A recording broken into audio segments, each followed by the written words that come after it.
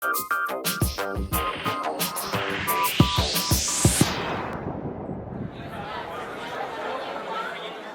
and gentlemen, welcome back. This is our final pre-debate interview. I'm joined by Newt Gingrich, former Speaker of the U.S. House of Representatives, best-selling author, advisor to the Trump campaign.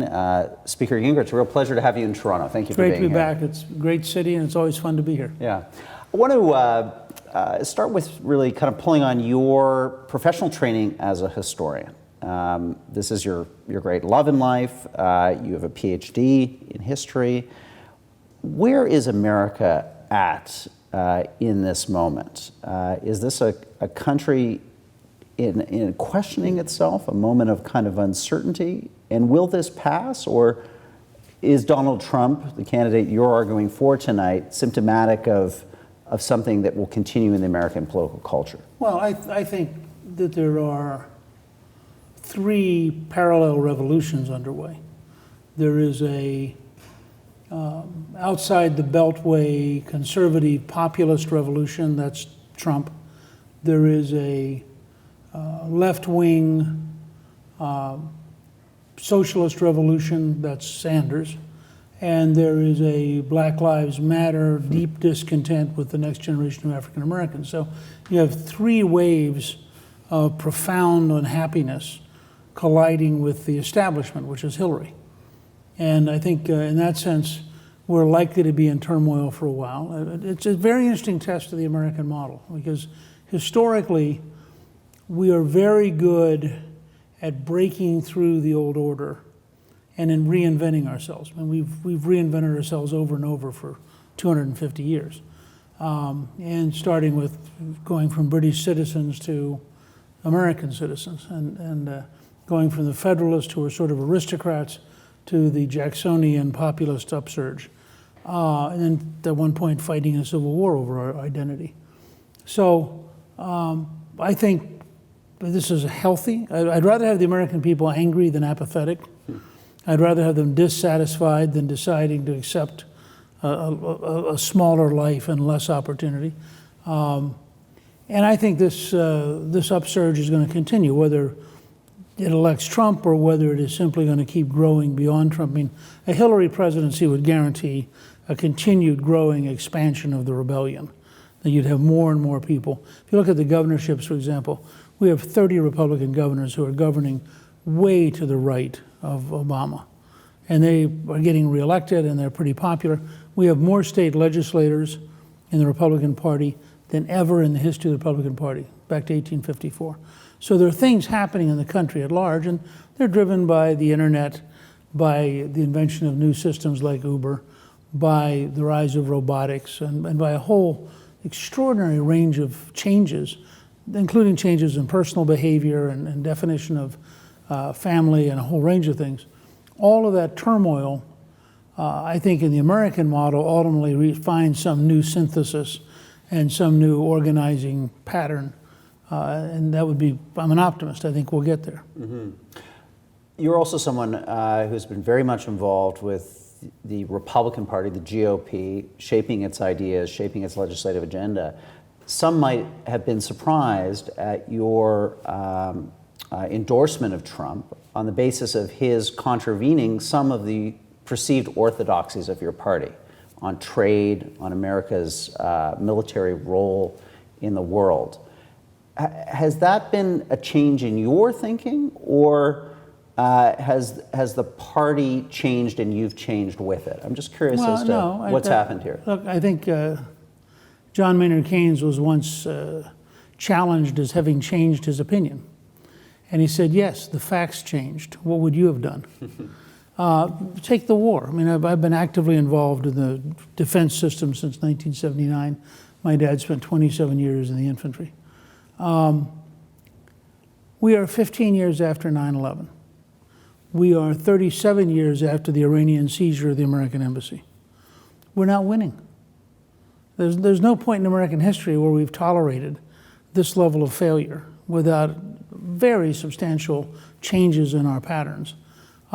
We have lost thousands of lives. We've lost tens of thousands of severely wounded people. We've spent somewhere between $4 and $6 trillion, and we're not winning. Now, to suggest that we ought to rethink it strikes me as self-evident. And it is, and I was for the initial operation in Iraq, but I look now at how it evolved, and I said as early as December of 2003 that we'd gone off the cliff. And I think we have no strategic vision of how to win. We have no understanding of how you would implement that vision, and we're just churning. I mean, we're doing rope-a-dope stuff that risks young people's lives for no good purpose. And on trade, Trump's sometimes controversial views about the future of free trade and free trade agreements. Well, I'd say two things. One is you can't run $800 billion a year deficits forever and not be worried. The second is when your Director of National Intelligence Staff reports, as they did this year, that last year the Chinese stole $360 billion in intellectual property. You have to question, that's not free trade, that's theft. And so I think you have to have some kind of hard-nosed approach. When you realize that for years the Europeans have used the value-added tax so they could rebate their exports and put a tax on our exports, and we've had nothing comparable. Replacing the corporate income tax with a business transfer tax, so you'd have probably about a 16% rebate if you exported, and everything coming in the U.S. would pay 16%. That's probably a necessary adjustment to the modern world. You, one of your big political achievements was a series of balanced budgets. Really, the first time in a while when you achieved them, and we haven't seen them since. So, how do you react to criticism of Trump's economic plans, which include very aggressive tax cuts that will potentially add trillions to the debt to pay for them? Well, I start with the fact you've got to get our economy growing again. If we go back to 4 or 5% real growth as we did under Reagan, you cure a lot of other problems.